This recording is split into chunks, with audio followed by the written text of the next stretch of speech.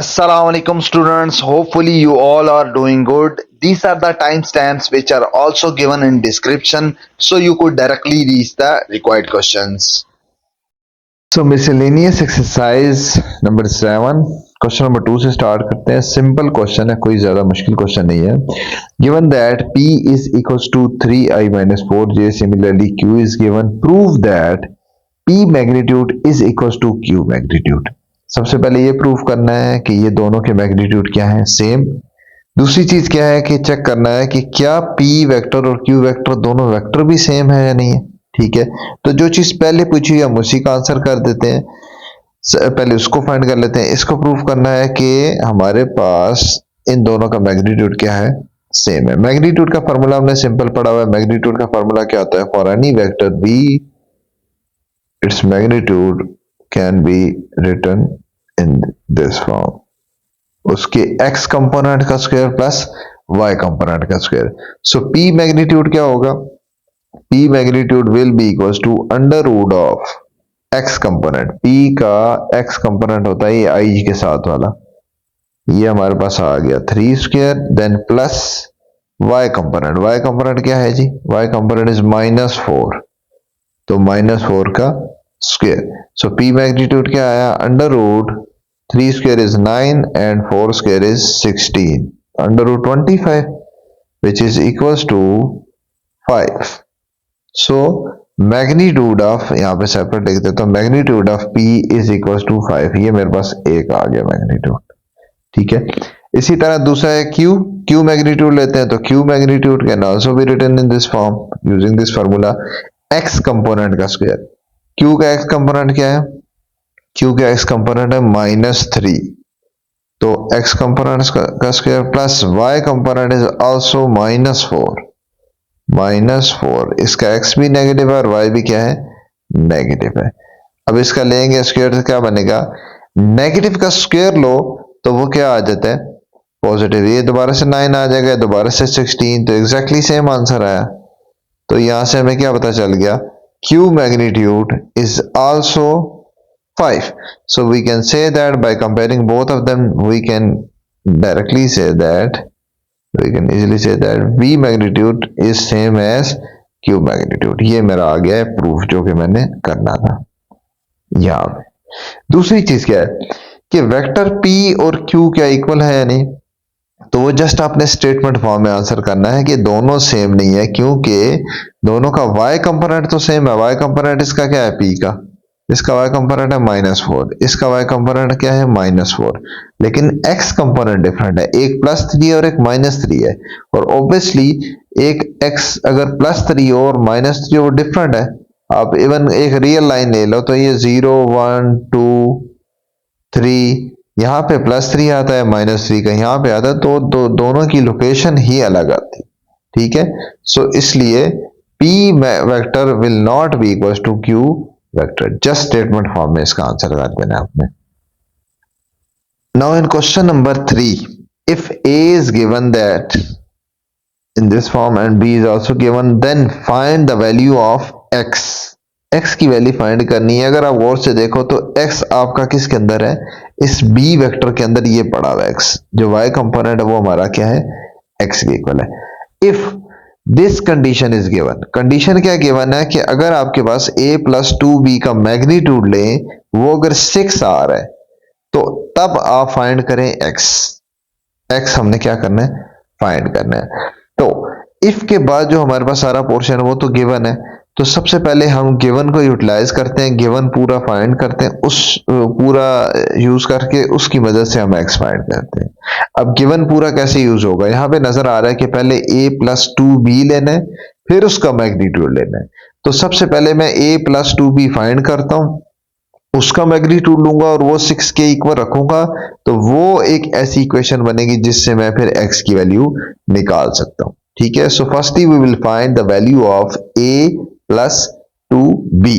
So let's start the value of a + 2b. a vector plus 2b can be equals to value of a 2i minus 4j.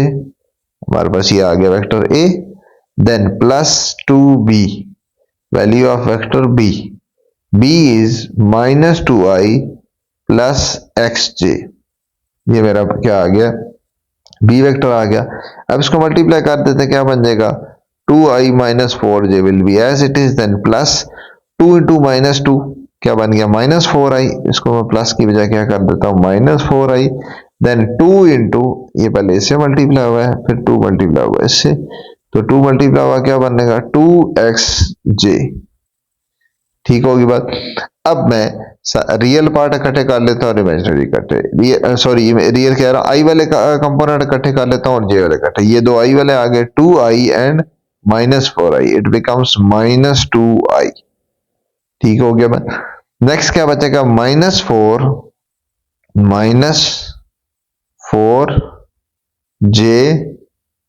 And plus 2xj, ये मेरे दोनों जे वाले component इकट्ठे हो गए। अब इसमें से जरी सी बात है, हमारे पास एक एक्स की फॉर्म में है और एक सिंपल नंबर है, वापस में सॉल्व हो नहीं सकता, ये एज इट इज लिखा रहेगा, या इसको आप ऐसे लिख सकते हो ताकि आई और जे सेपरेट हो जाए, -2i, मतलब ये आपका एक्स कंपोनेंट हो गया, देन प्लस वाई कंपोनेंट क्या होगा, y component can be written as 2x minus 4 and जे।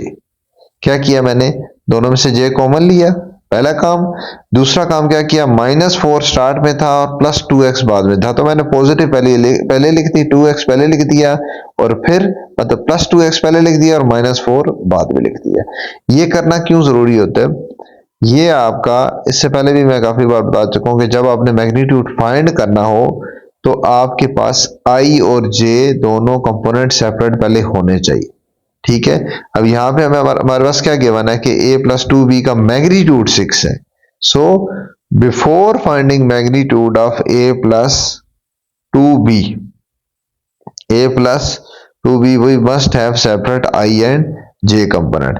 अब मैग्नीट्यूड लेते कैसे हैं, अभी हमने पढ़ा है, प्रीवियस क्वेश्चन में ही पढ़ा है, पूरी एक्सरसाइजेस में ही पढ़ते रहे कि magnitude under root of x component square, x component हमारे पास क्या है जी, इसीलिए x और y कंपोनेंट सेपरेट भी किया जाता है, x कंपोनेंट का स्क्वायर मतलब -2 का स्क्वायर प्लस y कंपोनेंट का स्क्वायर 2x माइनस 4 का स्क्वायर। ठीक है, इसको सिंप्लीफाई करेंगे तो ये किसके इक्वल आएगा, अंडर रूट -2 का स्क्वायर बन गया 4 प्लस, यहाँ पे फॉर्मूला खुल जाएगा, क्या बनेगा, a square plus b square -2ab, -2a is 2x and b is 4। ये मेरे पास a माइनस बी का होल स्क्वायर का फॉर्मूला ओपन हो गया। ठीक है, नीचे नेक्स्ट स्टेप कर लेते हैं। नेक्स्ट स्टेप क्या बनेगा जी हमारे पास, नेक्स्ट स्टेप बन जाएगा under root 4 plus 4x square plus 16, और इसको multiply 2 2 jar 4 4 4 jar 16 minus 16x।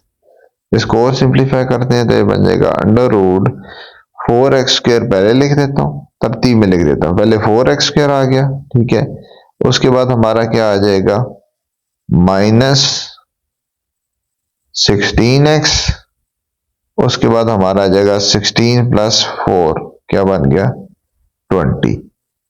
ठीक होगी बात। अब ये किसके इक्वल आ गया, इक्वल्स टू ये 20। अब आप क्या कर सकते हो, अब हमारे पास कंडीशन क्या गिवन है, कंडीशन भी देखने वाली कि कंडीशन क्या है। कंडीशन हमारे पास ये है कि आपके पास ये एक्सप्रेशन जो था a प्लस 2b ये इक्वल्स टू था 6 के। क्वेश्चन में अगर आप गौर से देखो तो क्या था, ये क्वेश्चन में क्या था, ये किसके इक्वल था, 6 के इक्वल था। इसका मतलब ये है कि ये आपका सारा पार्ट जो है ये 6 के इक्वल है, ये सब पार्ट किसके इक्वल रखना है, 6 के equal, using given condition. Given condition, ये मैंने गिवन कंडीशन यूज किया है दैट a प्लस 2b का मॉड किसके इक्वल है, इक्वल्स टू 6 के इक्वल है, तो मैंने इसको आगे 6 के इक्वल रख लिया। अब इसको 6 के इक्वल रखा, ये पूरा एक्सप्रेशन अगर 6 के इक्वल है तो मैं क्या कर लेता हूँ, दोनों तरफ स्क्वायर ले लेता हूँ, अंडर रूट तक इजीली कैंसिल हो जाए। यहाँ पे क्या करूंगा, दोनों तरफ स्क्वायर ले लेता हूँ, स्क्वायर इससे कैंसिल, इस तरह तो स्क्वायर आएगा, ये बनेगा 36, ये क्या बनेगा 4x² minus 16x plus 20 equals to 36। इसको लेफ्ट साइड पे ले जाएंगे, ठीक है, क्या बन गया 4x² minus 16x plus 20 minus 36 equals to 0। क्या बना सिंप्लीफाई करके 4x² minus 16x minus 16 equals to 0। Common क्या आता है, 4 will be taken as common, पीछे क्या बचा x² minus 4x minus 4 is equals to 0। यहां तक आ गया। इसकी अब मिड टर्म ब्रेक कर लो, वहां से इसकी वैल्यूज निकाल लो, क्या बन जाएगा मिड टर्म ब्रेक कर लो, या फिर आप क्या कर सकते हो क्वाड्रेटिक फार्मूला लगा दो, दोनों हो सकता है, क्योंकि हमारे पास मिड टर्म ब्रेक में मल्टीप्लाई करके 4 तो आता है, प्लस माइनस करके तो -4 आ जाता है, लेकिन मल्टीप्लाई करके -4 नहीं आता, +4 आता है, तो यहाँ पे -4 है, इसलिए इस पे क्वाड्रेटिक ही लगाना पड़ेगा, इसके मिड टर्म फैक्टर नहीं बनेंगे, साइन का इशू आ रहा है, ठीक है। तो मिड टर्म क्वाड्रेटिक लगाएंगे तो क्या बन जाएगा, a हमारे पास आ गया है जी 1, b हमारे पास आ गया है जी -4 और c हमारे पास आ गया -4। ये जो बाहर आपने 4 कॉमन लिया, ये ऑब्वियसली ये हमारा उधर जाके क्या हो जाएगा, खत्म हो जाएगा, ये उधर जाके 0 से समझो डिवाइड होगा, तो ये आपके पास ओवरऑल 0 ही आ जाएगा, तो ये हमारा खत्म हो जाएगा। हमारे पास अब ये इक्वेशन आ गई जिसमें a 1 है, b -4 है और c क्या है -4 है। क्वाड्रेटिक फार्मूला वो है वैसे ही आप यूज करते रहो कि हमारे पास quadratic formula x equals to, formula पहले ऊपर लिख देता हूँ, वैसे याद ही होगा इस टाइम तक, तो इस लेवल तक तो स्टूडेंट को -b plus minus √b² minus 4ac divided by 2a। तो यहाँ पे वैल्यूज पुट कर रहा हूँ, -b की वैल्यू क्या है जी -4 प्लस माइनस √b², b क्या है -4 का square, then -4ac, a is 1 and c is -4 divided by 2a, 2a is 1। Simplify करेंगे क्या बनेगा, माइनस माइनस +4 प्लस माइनस √ क्या बन गया 16 एंड 16 माइनस 16 ये क्या बन गया 4 × 4 ये भी बन गया 16, तो ये बन जाएगा +16 डिवाइडेड बाय नीचे आया 2, 16 + 16 क्या बन गया 32, ठीक है। इसको सिंप्लीफाई किया, ये हमारा बन जाएगा 4 प्लस माइनस √32 डिवाइडेड बाय 2 और यहाँ पे आ गया है जी x, ठीक है। अब इसको आप सिंप्लीफाई कर कैलकुलेटर पे भी डालते हो तो ये आपका बन जाता है 4√2, ये जो बनता है नहीं, इसको 32 को लिखते हैं 16 × 2, 16 का √ हो तो 4 आ जाता है। बहरहाल कैलकुलेटर पे डायरेक्टली आपका आ जाता है √30 will be equals to 4√2 divided by 2। इन दोनों में से क्या कॉमन आ गया, इन दोनों में से कॉमन आ गया है जी, नेक्स्ट स्टेप यहाँ पे लिख देता हूँ, इन दोनों में से 4 कॉमन लेने से बाहर 4 कॉमन आ गया, पीछे क्या बचा 1 प्लस माइनस √2 डिवाइडेड बाय नीचे क्या आ गया 2, ये 2 से कैंसिल, सो फाइनल आंसर यहाँ पे 2 बचा, so final answer will be equals to, चाहे 2 बाहर रहने दो चाहे 2 को अंदर मल्टीप्लाई कर दो तो दोनों हो सकते हैं। x will be equals to 2 को अगर अंदर मल्टीप्लाई कर देंगे तो बन जाएगा 2 देन प्लस माइनस 2√2, कॉमन भी लिया जा सकता है और इस तरह से ये आपके दो आंसर निकले। So x will be equals to 2 plus minus 2√2। Now question number 4 में क्या है, इन ट्राइंगल OAB एक ट्राइंगल गिवन है आगे, OA is equals to small a, OA का पोजीशन वेक्टर क्या दिया हुआ है, सिंपल a दे दिए, ठीक है। OB का पोजीशन वेक्टर क्या दे दिए B। यहां से एक चीज बड़ा मेन एक हिंट आपने लेना है जिससे आपका क्वेश्चन बिल्कुल इजी हो जाएगा। इसमें आप फिगर से ज्यादा सिंपल वेक्टर कैलकुलेशन पे जाएंगे तो ये क्वेश्चन बिल्कुल एक स्टेप में हो जाएगा, बजाय इसके कि आप फिगर पे ज्यादा उस पे इतना डीप देखो और इतना उसमें ज्यादा फोकस करो, उससे ज्यादा इजी वे बताऊंगा। तो आपने करना क्या है, ओ ए में और उस करने वाली ये बात थी कि ओ ए में आपका पोजीशन वेक्टर में सिर्फ स्मॉल ए लिखा गया है, ओ का कुछ नहीं लिखा गया।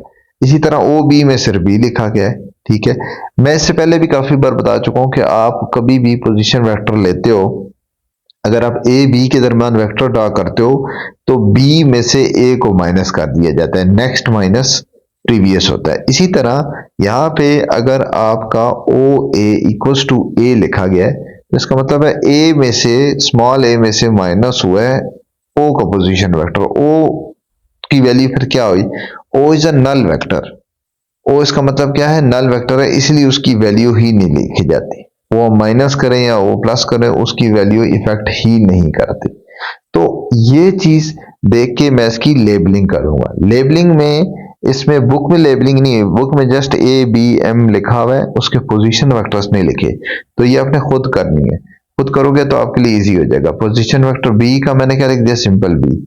ए का क्या लिख दिया, सिंपल ए। और ओ क्या लिख दिया, सिंपल जीरो के ऊपर मैंने डाला है एक वेक्टर का मार्क भी डाला है, क्योंकि zero is a scalar number, तो जीरो नहीं लिख सकते, नल वेक्टर लिखना है। सबके पोजीशन वेक्टर्स लिख रहे हो तो ओ का भी पोजीशन वेक्टर लिखोगे। तो इस ओ के ऊपर क्या लिख दोगे, जीरो डाल के और ऊपर एरो डाल दोगे, ये नल वेक्टर होगा। ठीक है, क्योंकि किसी से भी ओ की वैल्यू इफेक्ट नहीं हो रही, मतलब ओ लिखने से आपकी कोई भी वैल्यू इफेक्ट नहीं हो रही, इसका मतलब है ओ क्या है, नल वेक्टर है। ये इसका मेन पॉइंट है। अच्छा, टारगेट क्या है, टारगेट क्या है, अच्छा आगे और चीज भी किया मैंने, and M is the mid point of O A, वो भी फिगर में नजर आ रहा है। एम क्या है, यहाँ पे एम लिखा हुआ है, वो ओ और ए का क्या है, मिड पॉइंट है। ठीक है, ये भी किया मैंने। अभी एम भी हम फाइंड कर लेते क्या है। ये तो कंफर्म है कि एम क्या है, मिड पॉइंट है ओ और ए का। Write the following vectors in terms of A and B, A और बी ये आगे वेक्टर इन टर्म्स, इनकी फॉर्म में हमने क्या लिखना है, इस ए और इस बी की फॉर्म में हमने वेक्टर लिखने हैं ये सारे। ठीक है, ये हमारे पास ओ एम वेक्टर है, ए एम वेक्टर है, बी एम वेक्टर, ये सारे हमारे पास वेक्टर्स है। तो मेरा टारगेट क्या है, मैंने इन सबको वेक्टर्स, स्मॉल वेक्टर ए और स्मॉल वेक्टर बी, मतलब पोजीशन वेक्टर ए और बी की फॉर्म में लिखना है। ठीक होगी बात, ये हमारा टारगेट आ गया। अब इसको किस तरह से करेंगे, देखो सबसे पहला काम तो मैं ये करूंगा, जिस तरह मैंने ओ ए बी सबको नाम दिए, एम को भी नाम दे देता हूं। एम क्या है, M is the mid point of O and A, और मिड पॉइंट का हमने एक ही फार्मूला पढ़ा है कि मिड पॉइंट आपने निकालना हो तो आप सिंपल पहले और दूसरे को ऐड करते हो और डिवाइड कर देते हो टू, मतलब first and second divided by two. तो सिंपल सी बात है, ओ और ए दोनों का पोजीशन वेक्टर, ओ का पोजीशन वेक्टर नल वेक्टर है। ठीक है, ए का पोजीशन वेक्टर क्या है जी, वो ए का पोजीशन वेक्टर स्मॉल ए है। तो दोनों को ऐड करोगे तो नल वेक्टर प्लस ए, कोई भी चीज अगर जीरो में ऐड करोगे तो वो एज इट इज आ जाएगी, ए ही आ जाएगी, ए डिवाइडेड बाय टू। ये मेरे पास निकलेगा मिड पॉइंट। मिड पॉइंट हमने किससे डिनोट किया हुआ है, एम से। So position vector of M will be A by two. यहां से मैं क्या पता चल गया, इसको थोड़ा पीछे लिख देता हूं कि ये हमारे पास आ जाएगा, position vector will be equals to A by two. ये हमारा जीरो और ए का मिड पॉइंट मतलब ए बाय टू आ गया। तो अब ये मेरे पास सारे पॉइंट आ गए। अब मैं एक स्टेप में सारों के आंसर निकालूंगा। कैसे, मैं टेक्निक सिर्फ ये यूज करूंगा कि अगर सैंपल के तौर पर बता रहा हूं कि अगर आप ए बी का वेक्टर निकालते हो, ए बी हम क्या पढ़ते आ रहे, बी में से क्या माइनस कर देते थे, ए माइनस कर देते थे। ठीक है, मतलब नेक्स्ट में से प्रीवियस, ओ रिप्रेजेंटेशन के लिए यूज करते थे, मैं बताया था आपको पहले भी काफी बार बता चुका हूं, एक बार फिर रिपीट कर देता हूं कि ओ जस्ट रिप्रेजेंटेशन के लिए यूज करते थे। मेन काम क्या होता है कि नेक्स्ट वाले का पोजीशन वेक्टर में से प्रीवियस का माइनस करते जाने। इन चारों पार्ट्स के लिए बस ये आप करोगे, कुछ भी और काम नहीं करोगे। इसको रेज कर रहा हूं, नेक्स्ट का पोजीशन वेक्टर देखो ओ एम लिखा हुआ है, ओ एम में मैंने क्या करना है, नेक्स्ट का पोजीशन वेक्टर, मतलब एम के पोजीशन वेक्टर में से आपने ओ का पोजीशन वेक्टर माइनस कर देना है। एम का पोजीशन वेक्टर क्या है, यहां पे लिखा हुआ, एम का position vector A by to में से माइनस कर देना है ओ का पोजीशन वेक्टर। ओ एम लिखा है ना, ओ एम में से एम बाद में लिखा हुआ, तो पहले बाद वाले का पोजीशन वेक्टर मतलब एम का पोजीशन वेक्टर माइनस ओ का पोजीशन वेक्टर, ओ का पोजीशन वेक्टर मतलब नल वेक्टर। तो a बाय 2 माइनस नल वेक्टर क्या बनेगा, a बाय 2 ही बनेगा। ये मेरे पास आ गया OM की वैल्यू।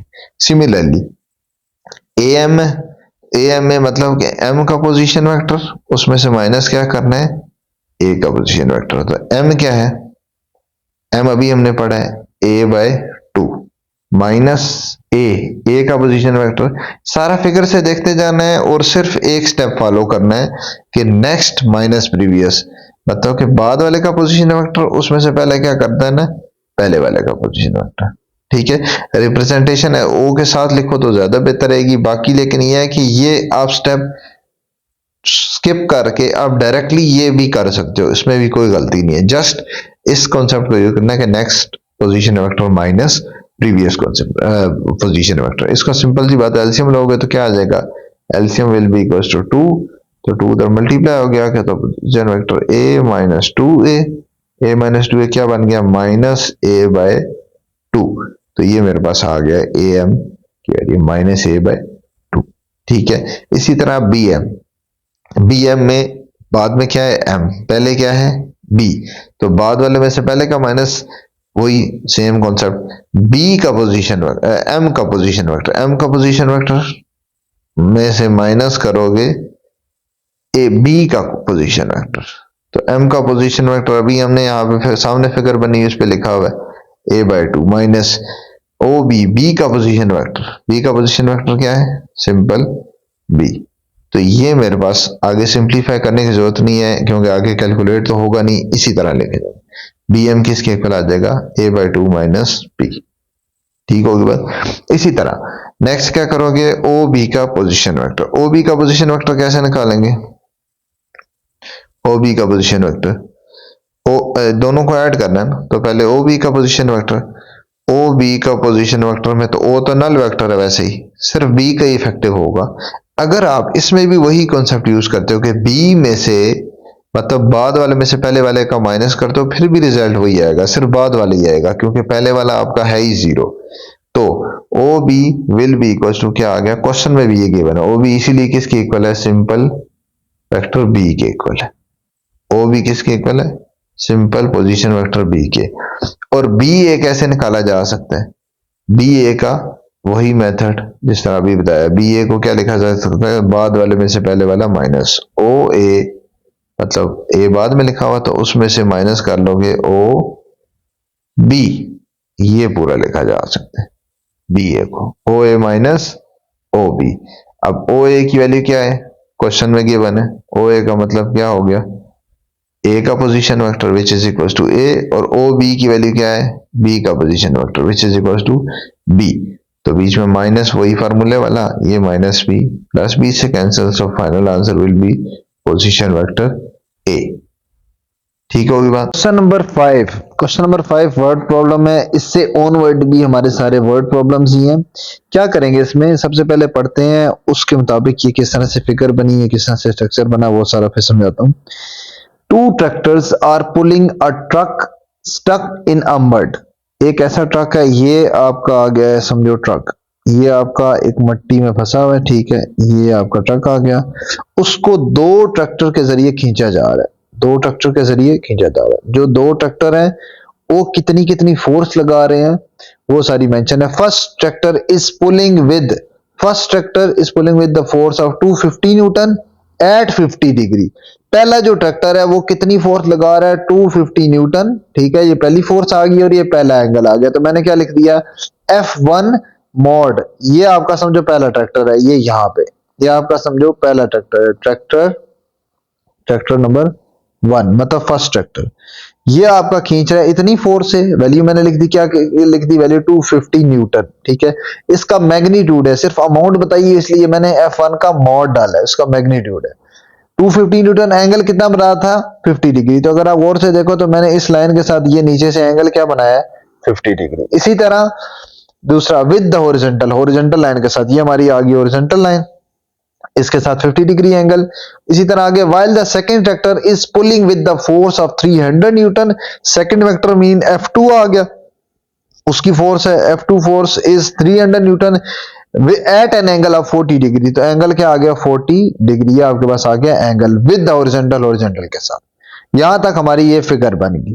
ठीक होगी बात। अब बताना क्या है, what is the magnitude and direction of resultant force. हमने बताना है जो रिजल्टेंट फोर्स होगा, ये देखो क्वेश्चन मार्क डाल दिए हैं, रिजल्टेंट फोर्स का मैग्नीट्यूड बताना है, रिजल्टेंट आर लिखा, उसका वेक्टर का ये मैंने डाल दिया मॉड, मतलब मैग्नीट्यूड बताना है, और डायरेक्शन, डायरेक्शन का मतलब क्या होता है, एंगल थीटा फाइंड करना है। तो ये दो चीजें बतानी है।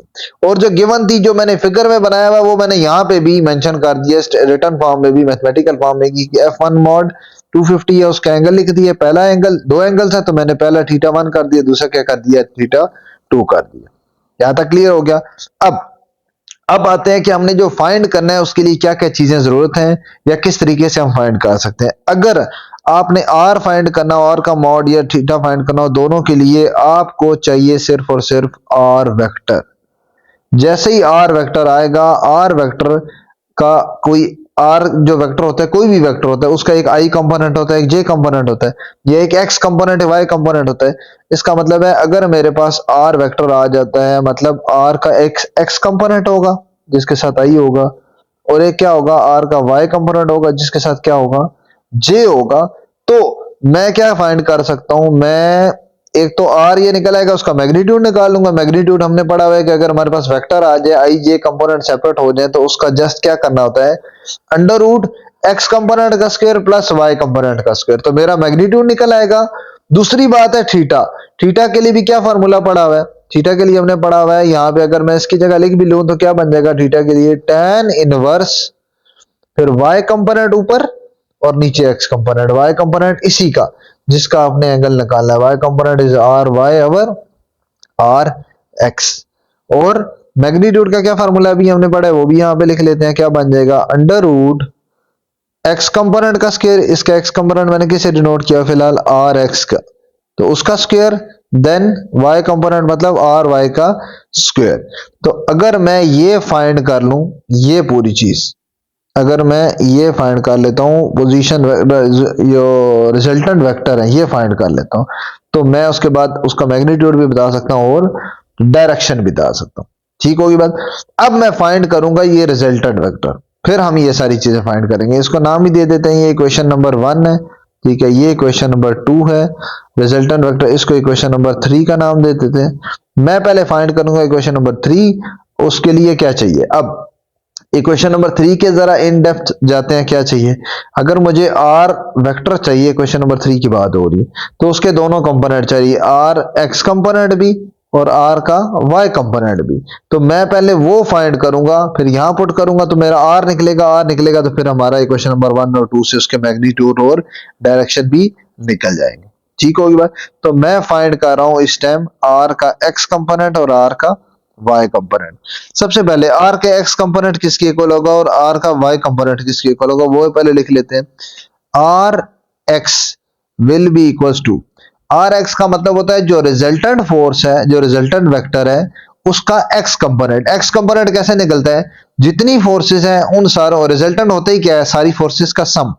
तो आपने सारी फोर्सेस का सम कर लेना है, F1 और F2 दोनों का सम कर लेना है, लेकिन दोनों क्या सिर्फ सम नहीं करना, दोनों के एक्स कंपोनेंट का सम, क्योंकि एक्स कंपोनेंट निकल रहा है, तो पहली फोर्स का एक्स कंपोनेंट, दूसरी फोर्स का भी एक्स कंपोनेंट, दोनों में ऐड करूं तो मेरा क्या निकल आएगा, टोटल रिजल्टेंट का भी एक्स कंपोनेंट निकल आएगा, रिजल्टेंट का भी एक्स कंपोनेंट निकल आएगा। इसी तरह सिमिलरली अगर मुझे y कंपोनेंट निकालना है, तो R Y will be equal to, y component will be equal to sum of y components of both the forces F2y।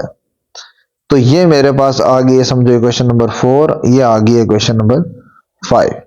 ये आगे से आगे स्प्लिट होता जाता है। अब देखो, अब आपके पास काम क्या आ गया, अब आपने ये निकालने F1x और F2x, इसी तरह F1y और F2y, ये चारों चीजें निकालेंगे, ये यहां पे पुट करेंगे, ये सारे फिर ऊपर पुट करेंगे, वो फिर पहली दूसरी इक्वेशन में, समझ आ रही। तो ये सारा रिवर्स प्रोसेस होगा, ठीक है।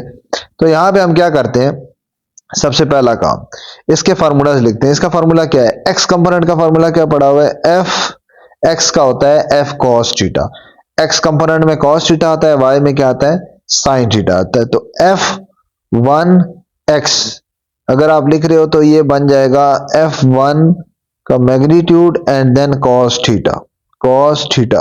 अब थीटा भी हमारे पास दो दो दिए हुए हैं, तो अभी हमारी F1 की बात हो रही है, जाहिर सी बात है, तो 1 वाला थीटा यूज होगा, cos थीटा 1।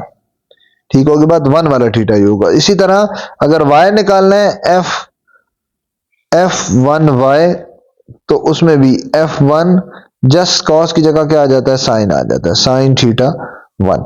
ये मेरे फार्मूलाज हैं x और y कंपोनेंट के, और ये सारा 1 के लिए हो रहा था, इसलिए मैंने सारी नंबरिंग 1 के लिए कर दी।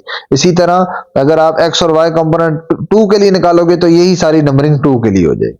ठीक है, तो चाहिए तो हमें सारे 1 बाय 1 सारे फाइंड कर लेते हैं, पहले ये दो कैलकुलेट कर लेते हैं। सो F1 मॉड क्या है, क्वेश्चन में गिवन है हमारे पास, F1 मॉड इज पहली फोर्स का मैग्नीट्यूड कितना था, 250। ठीक है, ऊपर क्वेश्चन में गिवन है। देन cos थीटा वन कितना था, पहला एंगल हमें कितना दिया था, 50 डिग्री। cos 50 का जो आंसर आएगा 0.6 मल्टीप्लाई 250 करोगे तो आपका ऑलमोस्ट आंसर निकल आता है 160.7 न्यूटन। यह आपके पास आ गया है जी, कौन सा, F1x। ठीक होगी बात। इसी तरह दूसरा क्या निकालोगे, F1y, तो ये निकलेगा F1, तो वही वैल्यू आ जाएगी 250, देन cos की जगह क्या आ जाएगा, sine 50, sine 50 degree, sine 50 degree का आंसर निकलता है 0.76। कैलकुलेटर पे निकाल के उसको 250 से क्या कर देना, मल्टीप्लाई, तो आंसर हमारा ओवरऑल क्या बनेगा, 191.5 न्यूटन। ये मेरा आ गया F1 का y।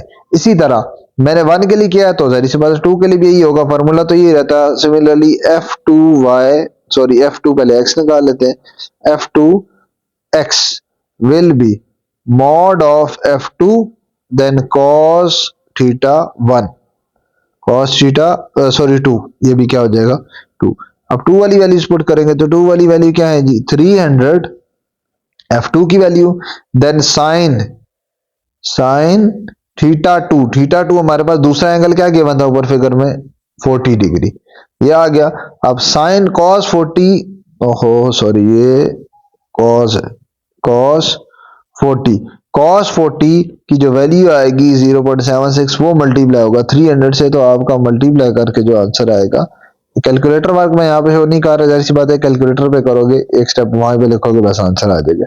Similarly F2y will be equals to F2 mod then sin theta 2 will be equals to F2 mod क्या है, F2 का magnitude 300 and then sin 40 degree, sin 40 0.6 होता है, मल्टीप्लाई करोगे 300 से, ये आपका ऑलमोस्ट आ जाएगा 192.8 न्यूटन।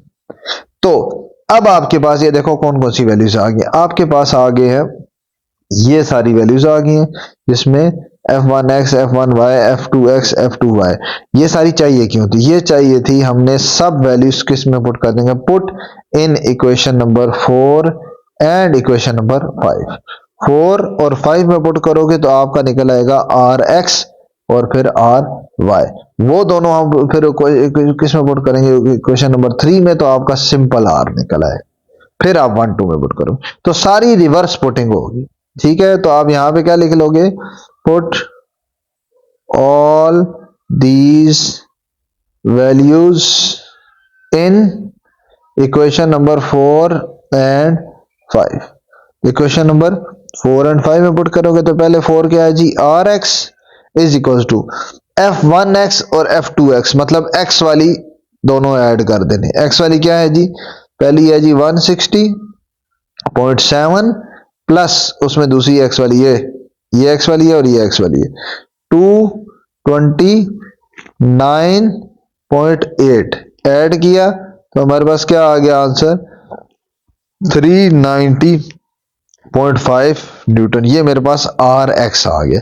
इसी तरह Ry ऐड करोगे तो उसमें कौन कौन से ऐड हो जाएंगे, ये और ये, मतलब Ry will be equal to, इसमें कौन सा कंपोनेंट आ जाएगा, y कंपोनेंट, पहला है जी 191.5 प्लस 192.8 न्यूटन, ये न्यूटन लिखने की जरूरत नहीं है, वो आपकी यूनिट ड्यूरिंग कैलकुलेशन लिखने की जरूरत नहीं है, ऐड कर देंगे दोनों को ऐड करेंगे तो ये बन जाएगा 384.3 न्यूटन। ये मेरे पास निकल आया आर एक्स और आर वाई। अब ये दोनों कहां पुट करनी है, ये दोनों 4 और 3 तक मैंने क्या बताया था, रिवर्स ही चाह रहे हैं। 4 और 3 तक निकला हुआ है, अब हम वापस 4 और 5 तक पुटिंग हो चुकी है, अब वापस 3 में करेंगे। इक्वेशन नंबर 3 क्या थी, जिसमें हमारे पास एक रिजल्टेंट वेक्टर था, एक बार यहां पे लिख देता हूं, उसमें आर एक्स था, उसके साथ आई था, और इसी तरह आर वाई कंपोनेंट था, उसके साथ क्या था, जे था।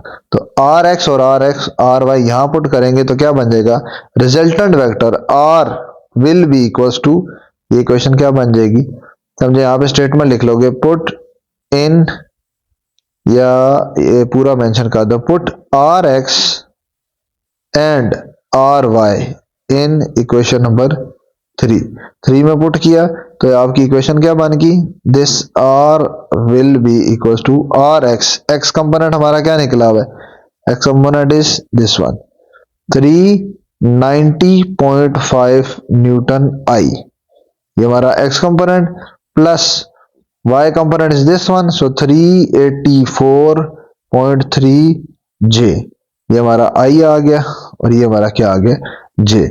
अब हमारे पास r निकल आया, अब मैंने इसी का क्या निकालना है, मैग्नीट्यूड भी निकाल लेना है और डायरेक्शन भी निकाल लेनी, बस। ये हमारे पास इसका क्या है, x कंपोनेंट, और ये हमारा इसका क्या है, y कंपोनेंट। बस हमें यही दो चाहिए थे जिससे हम मैग्नीट्यूड भी निकाल सकते हैं और डायरेक्शन भी निकाल सकते हैं। तो दोनों मैं सेपरेट यहां पे निकाल रहा हूं, एक तरफ निकाल लूंगा magnitude, r magnitude is, formula बेशक दोबारा लिख देता हूं, क्या होता है, आर एक्स का स्क्वायर प्लस आर वाई का स्क्वायर, ये आर एक्स है और ये हमारा क्या है, आर वाई। इसी तरह दूसरा डायरेक्शन के लिए, theta is equal to tan inverse of R Y over R X, ऊपर आर वाई लिखना है, नीचे आर एक्स लिखना है, यहाँ पे वैल्यूज पुट करेंगे और सिंप्लीफाई कर लेंगे। Under root R X square का मतलब आ गया है एक्स कंपोनेंट, तो 390.5 का स्क्वायर प्लस आर वाई 384.5 का स्क्वायर, इसका स्क्वायर लेंगे, दोनों को आपस में ऐड करेंगे, ठीक है, दोनों को जो ऐड करके आंसर आता है, इनका स्क्वायर लेके फिर जो ऐड करके कैलकुलेटर से डायरेक्टली जो आंसर आएगा बनेगा 300,196.74, ये मेरा, अच्छा ये इसके मैग्नीट्यूड का था फार्मूला, ये मेरा आर का मैग्नीट्यूड है। इसका अंडर रूट लो, तो अंडर रूट लेके जो अप्रोक्सीमेटली इक्वल आता है, एग्जैक्टली तो नहीं, अंदाजा जो आता है अप्रोक्सीमेटली 547.9 न्यूटन, ये मेरे पास आ गया है एक चीज, magnitude. Similarly for direction, put the values of ry and rx, y component is 384.3 divided by x component is 390.5, इन दोनों को ऊपर नीचे डिवाइड किया, ये हमारे पास बन जाता है tan इनवर्स ऑफ, पॉइंट्स में आ जाता है 0.98, इन दोनों को अगर डिवाइड करें तो 41, इसका इनवर्स लो कैलकुलेटर पे तो ये ऑलमोस्ट 45 डिग्री के आ जाता है, 44.6 डिग्री। सो ये this one is our required direction और theta. Now in question number 6, Amar and Javed are playing with the ball. Amar throws 2 balls for Javed to catch. अमार जो है वो मैंने इस तरफ बना दिया, अमार इस तरफ बना दिया जावेद, ठीक है, ये डॉट जो बने हुए ये समझो अमार का स्पॉट से, यहाँ से इसने 2 बॉल्स फेंकी है, एक मैंने ये नीचे बना दिया, ये समझो बॉल 1 है, ठीक है, और ये ऊपर क्या बना दिए, बॉल 2। बॉल 1 और बॉल 2 दोनों उसने जावेद की तरफ फेंकी है, तो दोनों थ्रो मैंने दोनों वेक्टर किस तरफ ड्रा कर दिए, टूवर्ड्स जावेद, एक चीज। दूसरी, the path of 2 balls is describe by vectors this, 2 vector भी बना दिए, पहला वेक्टर एक पाथ ये है जो नीचे बना दिया, v1 कह दिया एक वेक्टर, ठीक है, दूसरा वेक्टर क्या है, v2, ये ऊपर आ गया, ये 2 वेक्टर हैं जो कि दोनों इस तरफ जा रहे हैं, where the distances are express in meters, जो उस तरफ जाएंगे या कवर होगा डिस्टेंस वो मीटर में कवर होगा, ये एक एक्स्ट्रा चीज उन्होंने बता दी। खैर करना क्या अब, how much farther did the first ball travel as compared with the second ball क्या मतलब, फर्स्ट बॉल जो है मतलब कि जो वेक्टर v1 है, जो पहला वेक्टर है, ये आपकी दूसरे वेक्टर से कितनी ज्यादा दूर गई होगी, मतलब इसकी ट्रेवलिंग कितनी ज्यादा होगी एज कंपेयर टू v2। तो सिंपल सी बात है, आपको वेक्टर तो दिया हुआ है, वेक्टर तो दिया हुआ, तो जस्ट आपने निकालना है इसका मैग्नीट्यूड। ठीक है, तो इसका मैग्नीट्यूड का मतलब है v1 कितना दूर गया, इसका डिस्टेंस निकल आ जाएगा, इसकी ट्रेवलिंग निकल आएगी। v2 उसका मैग्नीट्यूड निकालेंगे, मैग्नीट्यूड से सिर्फ लंबाई निकल आती है, उसमें डायरेक्शन का लिंक नहीं होता। तो उन्होंने सिर्फ क्या पूछा हुआ है कि कितना ज्यादा वो दूर गया है, कितना दूर गया मतलब सिर्फ डिस्टेंस पूछ रहे हैं कि कितना, कौन सा ज्यादा दूर गया, कौन सा कम दूर गया है। जो ज्यादा दूर गया वो कितना दूसरे से ज्यादा दूर गया। तो जस्ट दोनों के निकालने हैं मैग्नीट्यूड, और फिर बता देना है कि एक वेक्टर दूसरे से कितना ज्यादा ट्रेवल किया, या जे एक का मैग्नीट्यूड दूसरे से कितना ज्यादा है। ठीक होगी बात। तो जस्ट हमने क्या करना है, we only need to find the vectors. so v1 vector magnitude, sorry v1 magnitude will be equals to, v1 हमें पता ही है, ये आपका आ गया v1 का क्या ले लेना है, x कंपोनेंट का स्क्वायर, v1 का मैग्नीट्यूड। सो 120 का magnitude, then y component is 12, तो 12 का स्क्वायर, उसका मैग्नीट्यूड क्या बन गया, अंडर रूट, इसको सिंप्लीफाई किया।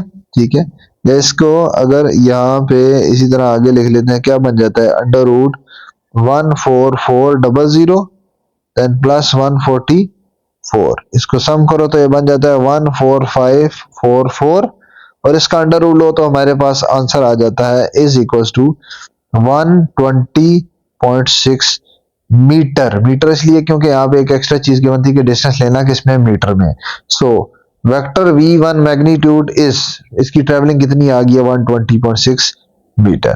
ठीक होगी बात। इसी तरह अब हमने क्या करना है, वेक्टर 2 करना है, तो वेक्टर 2 का भी मैग्नीट्यूड लेना है, वेक्टर 2 का मैग्नीट्यूड वही अंडर रूट एक्स कंपोनेंट का स्क्वायर। अब अगर आप देखो तो एक्स कंपोनेंट वेक्टर 2 का क्या है, x component is only 90 and y component is minus 30। तो x component का स्क्वायर मतलब 90 square, then plus, then minus 30 का स्क्वायर। ठीक है, 90 स्क्वायर आप सिंप्लीफाई किया तो क्या बन गया, 8100, देन प्लस माइनस 30 का स्क्वायर क्या बन जाएगा, 900। ठीक है, इसको सिंप्लीफाई करेंगे तो हमारे के पास क्या बनेगा, अंडर रूट 900, और ये हमारा बन गया 9000 का अंडर रूट लिया तो आपके पास क्या आ गया, ऑलमोस्ट इक्वल्स टू 94.9 मीटर। ये मेरे पास निकल आया सेकंड का मैग्नीट्यूड। अब हमने क्या बताना था कि पहले वाला दूसरे वाले से कितना ज्यादा ट्रेवल किया, दोनों में कितना फर्क है। तो फर्क मैथमेटिकली कैसे डिनोट होता है, डिफरेंस मतलब माइनस है। सो v1 का मैग्नीट्यूड में से v2 का मैग्नीट्यूड निकाला तो दोनों में फर्क आ जाएगा, 120 120.6 भी है, माइनस 94.9, दोनों को माइनस करोगे तो आपके पास आ जाएगा डिफरेंस के 25 मीटर का फर्क है कि पहले वाली बॉल ने 25 मीटर दूसरे से ज्यादा ट्रेवल किया।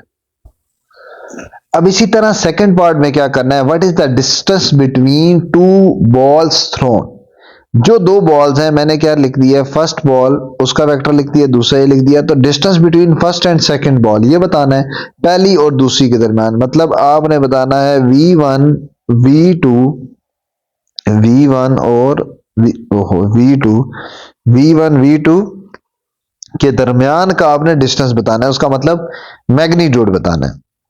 तो v1 v2 हम जब लेते हैं कैसे लेते हैं, शुरू से हम पढ़ते आ रहे हैं कि जब भी आपके पास दो पॉइंट्स के दरमियान, दो वेक्टर्स के दरमियान निकालना है तो आपने जस्ट क्या कर देना है, सेकंड माइनस फर्स्ट कर देना है, सेकंड माइनस फर्स्ट। इसको OV2 माइनस OV1 भी कर सकते हो, या सिंपल V2 माइनस V1 भी लिख सकते हो। दोनों की वैल्यू यहां पे पुट करेंगे, क्या बन जाएगा, v2 इज दिस वेक्टर, क्या बन गया 90i minus 30j, then minus ये मेरा v2 आ गया, माइनस v1 क्या है 120i प्लस 12j, यहां तक आ गया।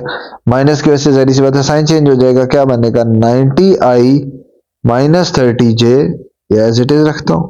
ठीक है, उसके बाद क्या आ जाएगा, माइनस 120i एंड माइनस 12 जे। आई वाला आई के साथ ये 90 माइनस 120 कितना बचा, -30i, -30i एंड -30 एंड -12 कितना बच गया, -42j। ये मेरे पास अभी निकला है, आई और जे कंपोनेंट सेपरेट निकल आए हैं, लेकिन मैंने क्या निकालना है, इसका मैग्नीट्यूड निकालना है। मैंने पहले ही बताया था डिस्टेंस का मतलब है सिर्फ आपने लेंथ बतानी है, वेक्टर नहीं, सिर्फ बताना है कितनी लंबाई है, तो मैग्नीट्यूड निकालना है। मैग्नीट्यूड के लिए हम क्या लिख लेंगे, एक्स कंपोनेंट का स्क्वायर और वाई कंपोनेंट का स्क्वायर। तो magnitude v1 v2 magnitude will be equals to under root of x component square, मतलब -30 का square and plus -42 y component का square. X component is -30 and y is -42। Simplify करोगे क्या बन गया, अंडर रूट इसका स्क्वायर हो जाता है 900 प्लस 1764, ये दोनों सॉल्व करो तो ये बन जाता है अंडर रूट 2664। इसका अंडर रूट ले तो ये आ जाता है 51.6। तो ये आपके पास दोनों में आ गया v1 v2 का magnitude will be equal to 51.6। ये आपका अप्रोक्सीमेटली आंसर आएगा कि दोनों बॉल्स के दरमियान का डिस्टेंस ये होगा। Now question number 7, Ahmed can swim in still water with speed of 6 metre per second. Ahmad एक जो स्टिल वाटर मतलब रुका हुआ पानी, ठीक है, उसमें वो तैर सकता है कि स्पीड से 6 मीटर पर सेकेंड, ठीक है, ये आपके पास समझो आ गया लेयर। इसमें वो तैर सकता है 6 मीटर। अभी मैं डायरेक्शन नहीं बना रहा क्योंकि आगे डिफरेंट केसेस है। He go swimming in a river Chenab, अब वो उधर चनाब में तैरने चला गया, which has a current flowing towards west. West मतलब यहाँ पे डायरेक्शन में इसलिए हमेशा बना देता हूँ ताकि फ्रेश हो जाए, नॉर्थ साउथ ईस्ट और वेस्ट। वेस्ट आ गया समझो लेफ्ट साइड पे। अब वो क्या कह रहे हैं, अब ये रिवर चनाब, पहले तो स्टिल वाटर की बात हो रही थी, अब रिवर चनाब की बात हो रही है। उसमें जो फ्लो है ना वाटर का, वो आपका इस तरफ है, लेफ्ट साइड में वेस्ट की तरफ है, और उसकी स्पीड भी कितनी है जी, 1.5। ये आपकी है जी वेलोसिटी ऑफ रिवर, ठीक है, वेलोसिटी ऑफ रिवर लिख लो। वेलोसिटी ऑफ रिवर कितनी है जी, 1.5। ये मैंने समझाने के लिए जस्ट मैं इसको मिटा रहा हूं दोबारा से।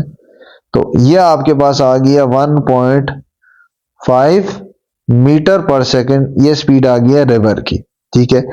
अब डिफरेंट केसेस दिए हुए, ये आपकी उस अहमद की जो स्विम करने की स्पीड है ना वो लिखी है, लेकिन अभी डायरेक्शन इसकी मेंशन नहीं है, इसलिए मैंने कहीं ड्रॉ नहीं किया।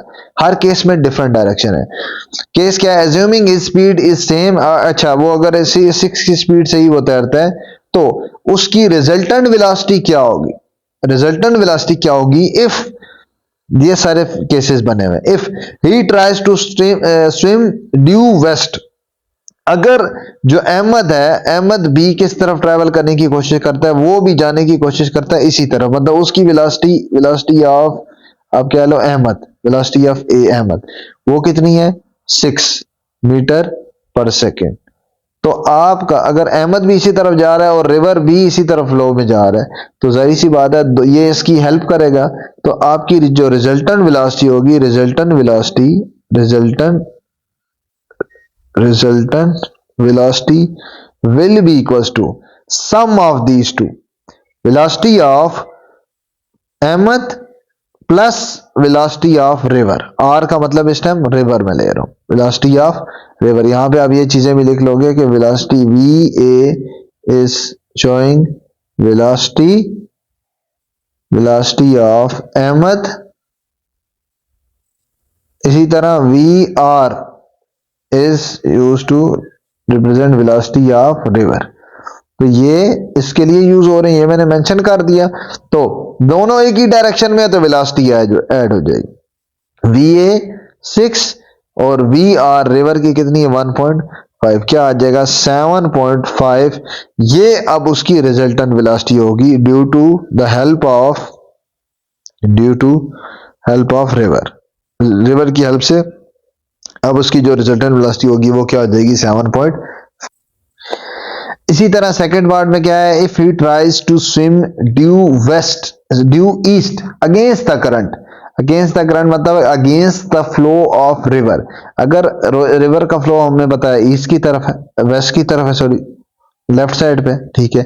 अब वो ईस्ट की तरफ जा रहा है, वो किस तरफ जा रहा है, राइट साइड, तो ऑपोजिट जा रहा है, तो जाहिर सी बात है अब रिवर का फ्लो से वो स्लो डाउन होगा, मतलब उसको ये रोकेगा।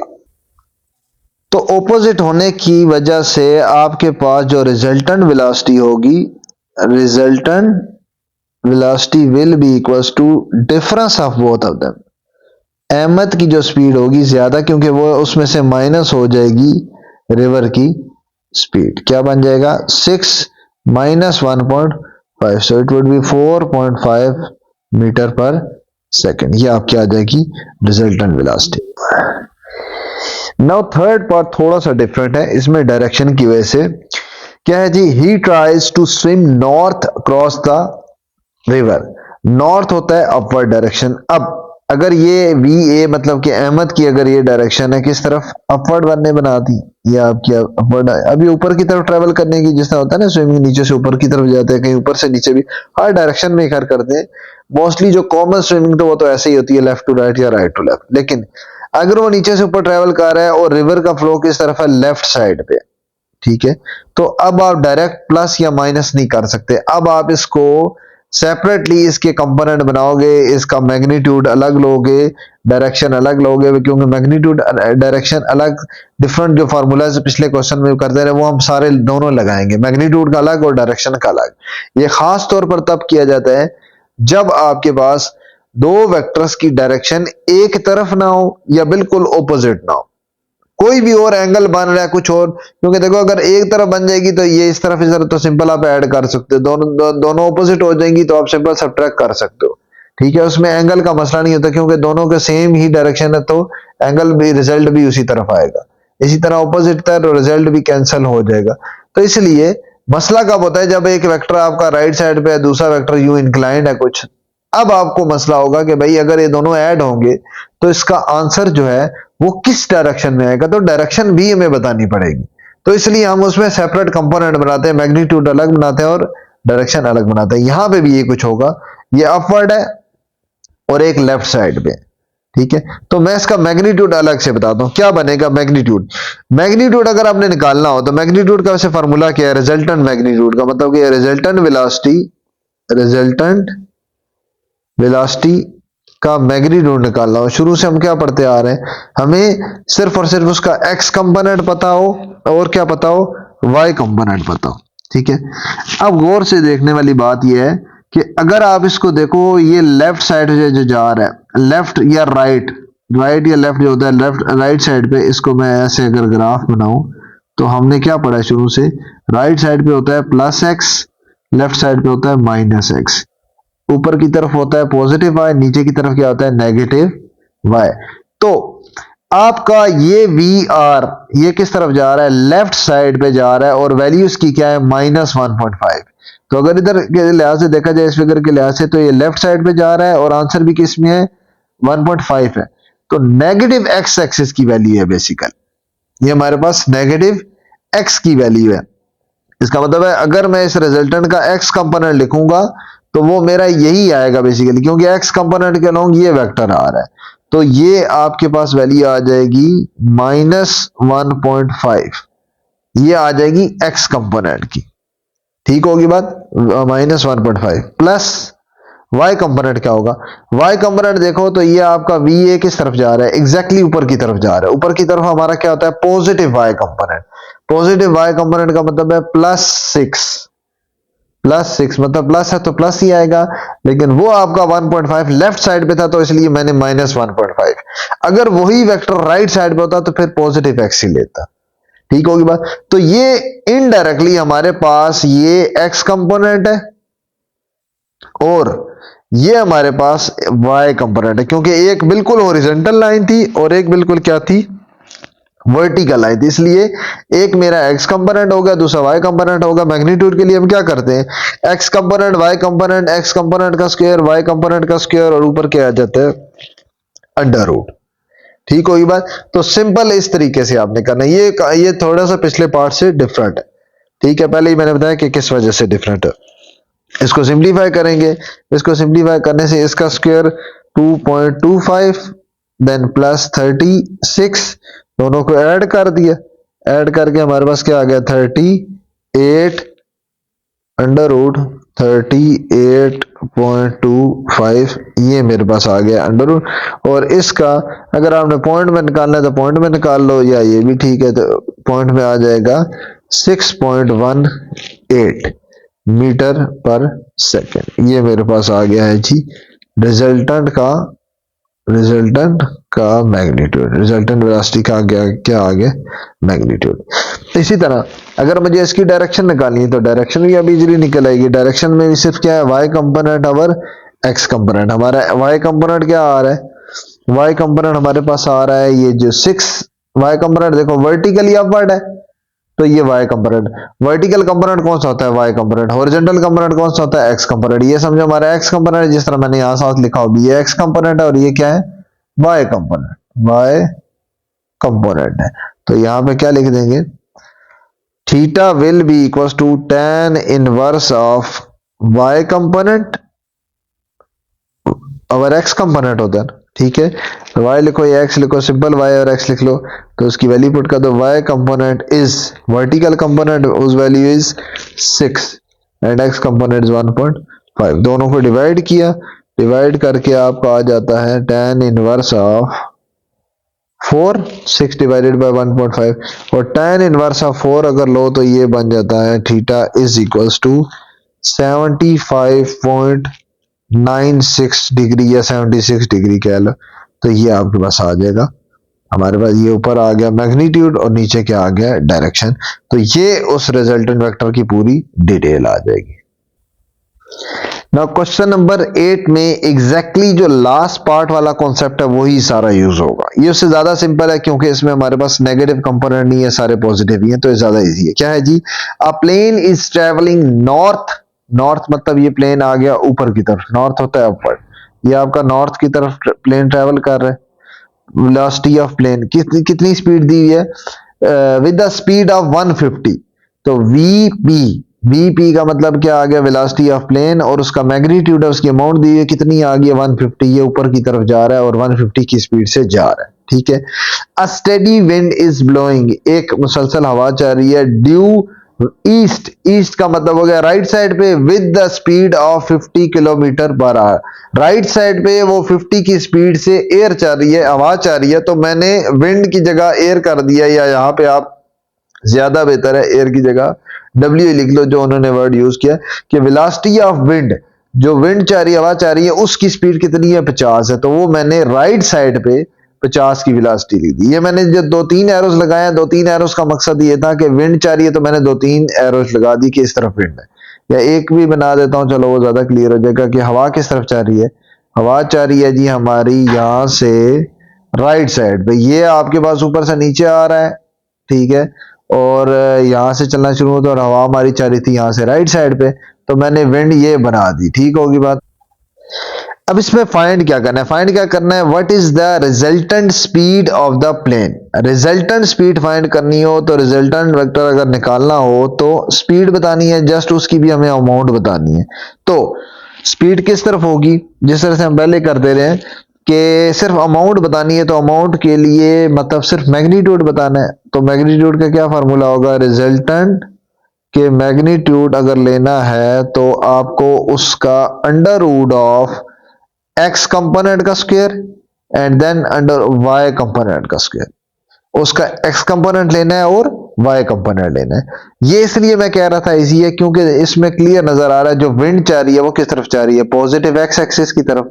इसका मतलब है ये मेरा क्या है x कंपोनेंट है, ये मेरा क्या आ गया x कंपोनेंट है, और जो प्लेन है जा रहा है वो ऊपर की तरफ जा रहा है पॉजिटिव y एक्सिस की तरफ, तो ये मेरा क्या आ गया y कंपोनेंट। सो प्लेन की जो वेलोसिटी है वो मेरा आ जाएगा y कंपोनेंट, और जो पहले इसकी वेलोसिटी है ये मेरा क्या आ जाएगा x कंपोनेंट। तो x कंपोनेंट की जगह vx की जगह मैं विंड लिख दूंगा, wind is towards right side so it is x component and plane is towards upward so it is y component. तो y कंपोनेंट की जगह मैं लिख देता हूं vp, प्लेन आ गया। अब दोनों की वैल्यू पुट कर दूंगा, vw इज 50 का स्क्वायर, देन प्लेन 150 का होल स्क्वायर इसका सिंप्लीफाई करेंगे, इसका स्क्वायर ले लेंगे, ये आ जाएगा 2500 प्लस 22500। इसको सिंप्लीफाई करो, इसका आंसर क्या निकला जो ओवरऑल सॉल्व करके ये आया है जी 25000 और इसका अंडर रूट लेते हैं तो ये आ जाता है 50 अंडर रूट 10 या पॉइंट्स में निकालो तो ये हमारे पास क्या आ जाती है 158.11। ये हमारे पास आ जाएगी वेलोसिटी और वेलोसिटी किस यूनिट में चल रही है किलोमीटर पर आवर में। ये मेरे पास निकल आई है रिजल्टेंट वेलोसिटी। ठीक होगी बात। इसी तरह सेकेंड पार्ट में जस्ट हमने क्या बताना है how far is the plane from its starting point after 10 hours. मतलब हमारे पास दे दिया टाइम, दे दिया कि कितने घंटे गुजर चुके हैं, 10 आवर्स गुजर चुके हैं। और हाउ फार मतलब उसने कितना ट्रेवल किया है।